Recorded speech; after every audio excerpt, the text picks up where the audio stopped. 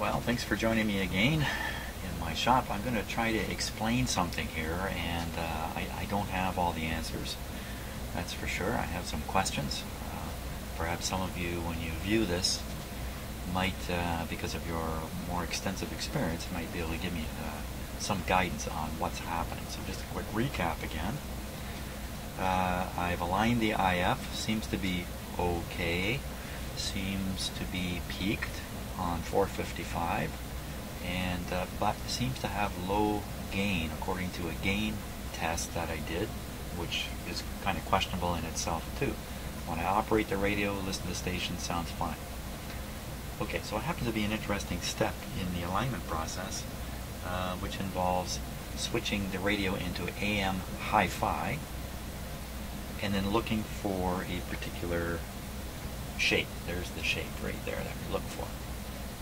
Okay, so as I began to perform that test, I discovered that even in regular AM non-HiFi, there seems to be a little tiny peak up around 470 kilohertz. And when I switched it into HiFi, that little tiny peak became the peak of the IF, 470 kilohertz. So something must not be right, because I didn't get the magic shape. Instead, the whole thing just shifted up, way up in here somewhere. So most of this video, I think, is going to be me trying to explain how the receiver switching operates, and I'm going to leave it just, unless it comes to me while I'm doing this, I'm going to leave it as a big question mark. So let me set this up here. Okay. Now, let's just hope my camera focus works with me and not against me while I'm doing this. Wow, I spent almost an hour staring at this schematic just to get to this information I'm about to share with you. So, because I find these button arrangements to be, well, they drive me crazy. They really do. All this kind of stuff, these kinds of arrangements up here, this kind, I have a hard time figuring out what's going on. So I spent quite a bit of time trying to sort it out. So here we go. Okay, so here, top stator, bottom stator, and you see the dotted box. One there and one there. So the switch has two parts. It has an upper and a lower part. It's kind of like a sandwich, I imagine. So here's the upper part, here's the lower part. Here's the switch numbers, 1, 2, 3, 4, 5, 6, and 7. Their individual functions are not written on this page. You have to flip over to this page to find out the particular functions. AM HiFi, it doesn't say AM HiFi, it just says HiFi, but I'm sure it's just related to the AM. This is what we're interested in, these two. And then there's a filter. Filtering what? Probably a high filter, don't know what that is. AM FM duplex, another very interesting setting. FM AFC, I hadn't really realized there's an on-off AFC button, which is very important for FM alignment. And then out here, multiplex. If you have another additional option, or if you bought the option with this, there would be another little chassis multiplexer, demultiplexer, whatever you want to call it, which would enable this receiver to receive stereo FM. It can't right now. Right now it's a mono FM receiver. So here's the two buttons we're interested in. But this is, and notice there's no button numbering here. This is button 1, this is button 2. Okay. Now, what happens when you push one of these buttons? It took me quite a while to figure this out, frankly. Because you see the dotted line? The dotted line means there's a physical connection between these two pieces. There's a physical connection to this button that you push, number 2. Here there's no physical connection, there's nothing at the top. Here there's a physical connection. That's the way it goes right across. You see all that? It's a very common way of showing things that are ganged together, or switches that when you push the switch, it pushes a number of different things. They like to use these dotted lines to show them as being connected. Fine. So in my imagination, I figure when you push button 1, this slides one way and this slides the same way. But no, It took me a long time to spot these little arrows out here and to reason out that when you push button 1, this piece slides up into these contacts and this piece slides into these contacts. And that's because the physical arrangement of the switch, it doesn't look like this. Okay, it's as if you drew a line here and then folded the thing like a piece of paper. So this was folded up under that, and then you can begin to see that if you push on button 1, you'll push both these pieces at that point in the same direction, or here on the page, the same direction is down for this, up for that. Good enough. Okay, so if we push button 1 to turn on the AM, what are we doing? So we look at the top part, we're shorting together these two terminals, terminal 1 and terminal 2. What's going on there? If you trace them back, they go back to the B plus supply. So by pushing button 1, this piece slides up into here, takes the B plus, about 100 volts, connects it through to line 2. Where does line 2 go? If you are able to follow it enough, it heads off to, oh, it's over here, AM B plus. So that basically fires up the B plus on the AM tubes. That makes a lot of sense. This switches on the AM radio. Now what's going on down here? Okay, so you push the button, this slides down, shorts these two connections together. How does that help anything? And what are these? So if you follow these lines down, you see that there's two, I guess you could call them almost bus wires traveling across all the switches. So there's something happening on almost all the switches with these two wires. And if you trace them up and up and up and out of view of the camera, they become the inputs to the amplifier. So this is left channel and right channel. When you push this button down, this thing bridges the inputs to the left and right channel. But notice it's got this number 27 here. Okay, so follow that back. That goes over here. That comes down here, connects here to this schmozzle, which I'm not going to try to explain because I don't think it's important in the discussion about the IF effects that we're having. But if you trace this, it comes over here. With the button not pushed, this connects to this, and it goes up, up, and over, and look what it says, AM audio. So this is the AM audio coming from the radio. This is the actual point that I have the signal level meter connected right here, ahead of this capacitor. I have it connected here. So that's why when we see the signal on the meter, it doesn't matter what you do with the volume control. The volume control is way off in the way over yonder.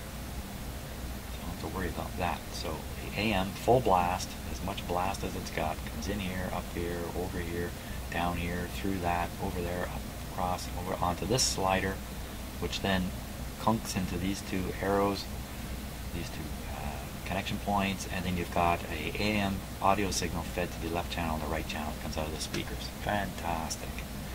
Great. Okay, so now I got that all figured out. Button number 2. Button number 2 is the HiFi button. It's only doing one thing. It's only up here. And you can see with the button not pushed, terminal 10 and terminal 9 are connected. And when you push the button, terminal 10 drops off, terminal 3 gets connected. So what is terminal 9? It's switching 3 and 10 between 9, if that makes sense to you. So you follow 9 back, 9, 9, 9. AM AVC. And this is where I start losing it. Okay? I start losing it because it sounds like it's an AVC switch. You switch the AVC around inside the radio for some reason, maybe on and off, where on and off would be a little simpler than this. So let's follow normally the switch not depressed. The AVC is connected to 10. We follow 10 out, and 10 is called NB tap. Okay, I cannot figure out what NB would be.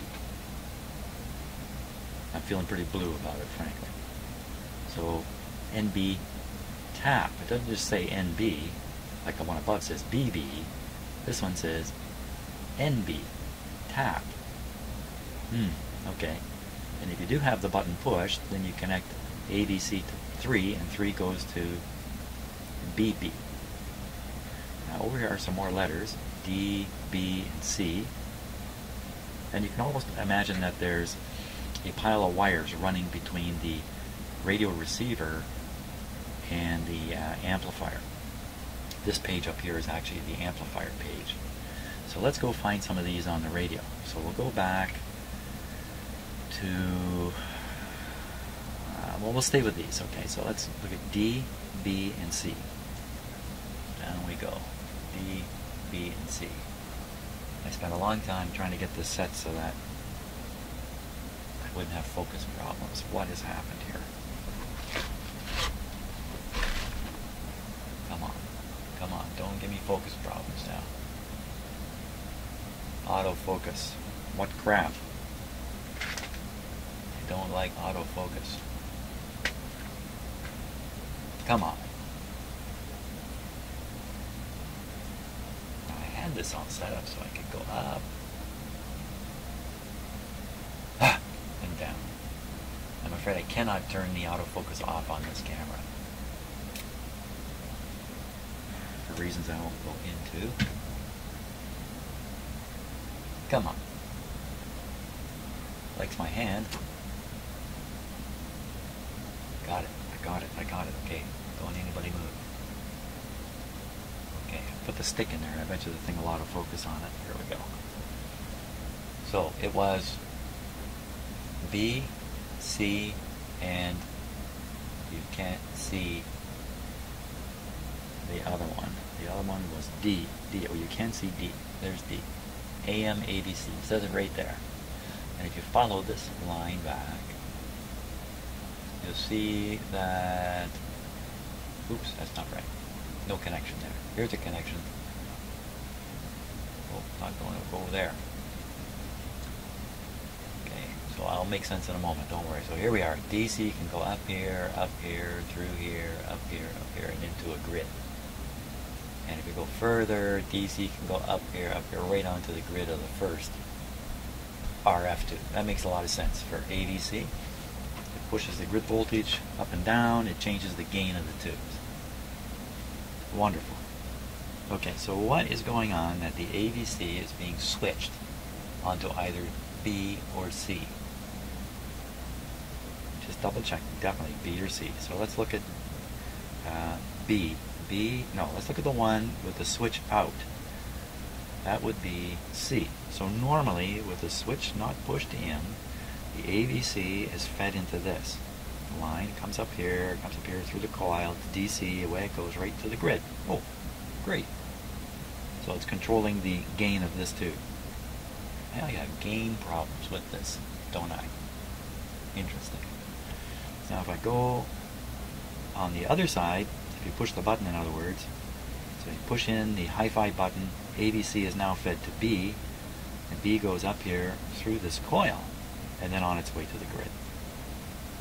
So basically, you're switching in and out this coil. Yeah, you know what? Now that I've gone over this again, that's the right way to look at this. Push that button, you switch this coil in. Now what's this coil doing? The coil is doing something with the primary here. The coil is always there. If it's having some kind of like electromechanical effect or some magnetic effect, just being there, then it's always having that effect, just being there. Notice it's not tunable. This one is tunable. You can see the arrows through it. It's not tunable, but sometimes the AVC voltage is fed through here. Now, you know, there's not really much current in terms of DC involved in this circuit. This is very high impedance, very low current flow. It's just going to a grid. It's pretty much going nowhere.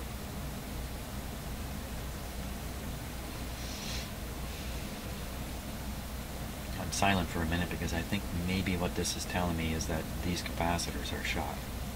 That's the sudden conclusion I'm coming to. I changed the ones here, over here. This is the one I worked on. Just move this a little bit here. Move my camera over. Don't lose the focus. Don't lose the focus. Oh, okay. Now you can see actually a little more of the detector part of the circuit. So, So now the question, a couple of questions. One is, this is supposed to change the IF response curve from a single peak into this two-humper you can see down here. And in that way, broadens it. Okay, so switching in this coil broadens the IF. Switching in this coil, what do you mean switching in the coil? I don't know what I mean by that.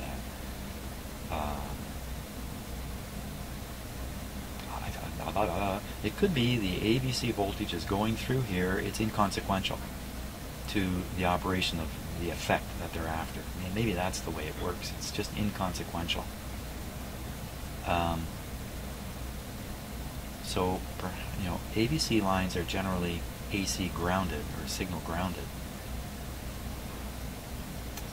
I was going to say maybe it's a tricky way to apply ground on this coil, an AC ground.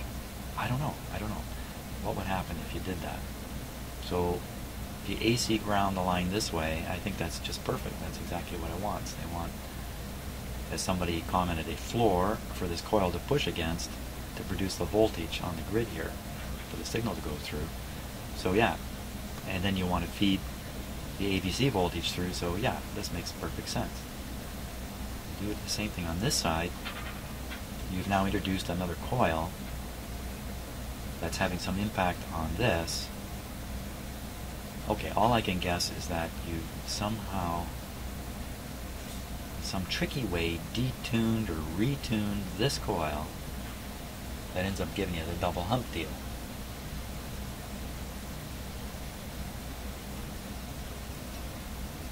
That's about as much explanation as I can supply here.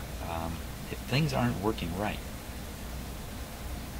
considering what was occurring with the capacitors over here, I start thinking, uh-oh, these two capacitors are also bad guys and need to be done away with.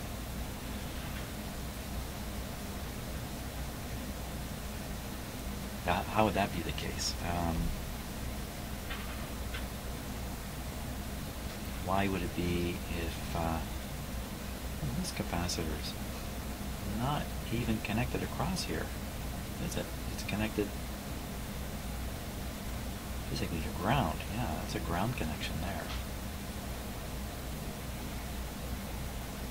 Of course, on the AC side, this is also connected to ground, signal-wise, as far as I understand it.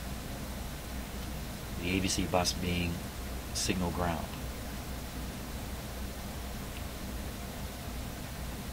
So maybe it's really electrically no difference.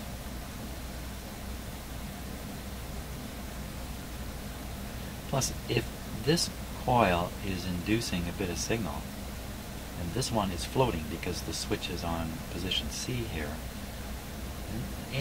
this isn't going to pick up much from this.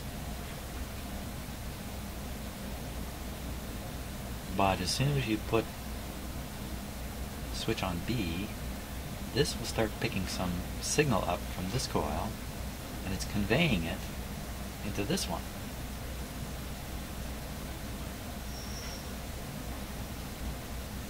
It's going to the grid of the 6BA6 and onward.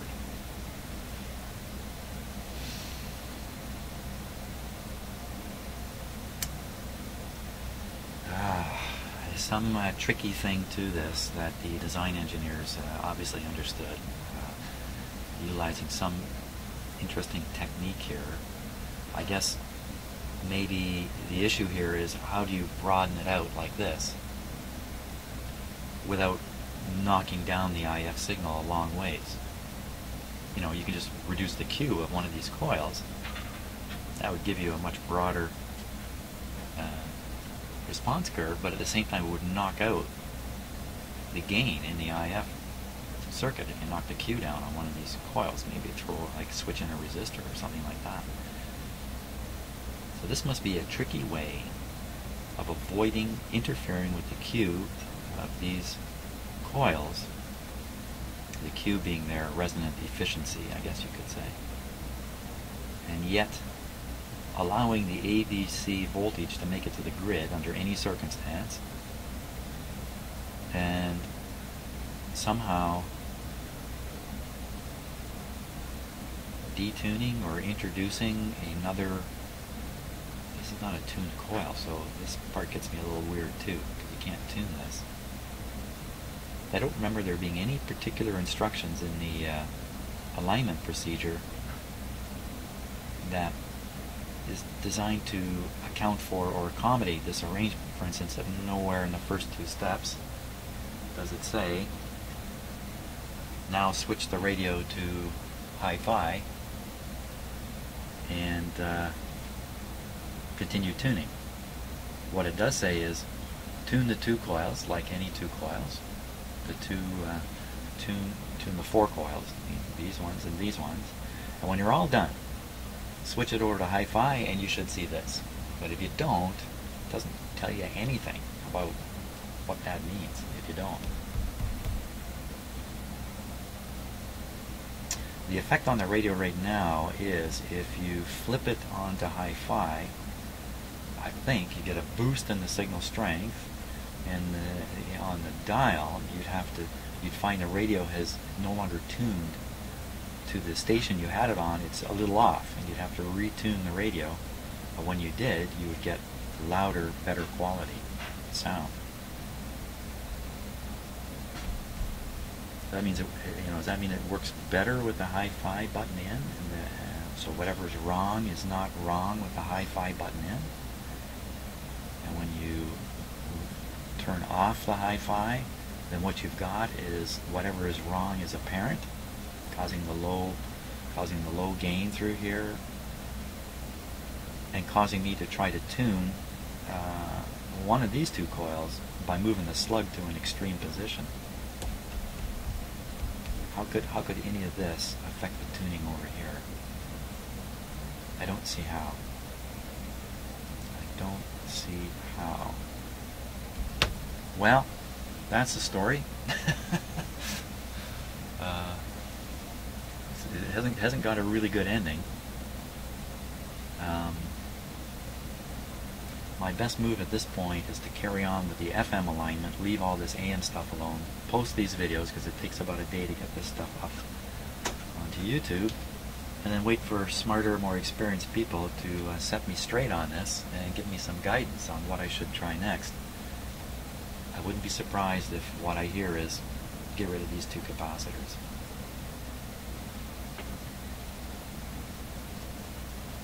Gotta love it. This is how you learn this stuff. This is the only way to learn this stuff, unless you have someone who knows everything sitting right beside you, pointing this stuff out. And lucky for me, many of you are that person.